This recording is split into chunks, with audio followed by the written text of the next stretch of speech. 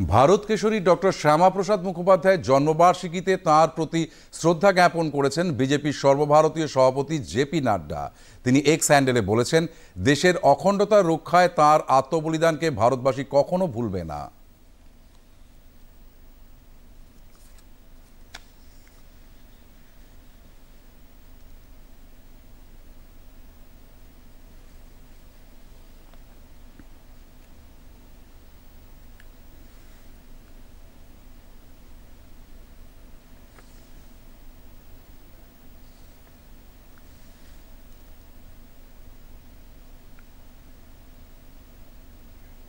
দিল্লিতে মুখ্য কার্যালয়ে ডক্টর শ্যামাপ্রসাদ মুখোপাধ্যায়ের জন্মবার্ষিকী পালন করা হয়।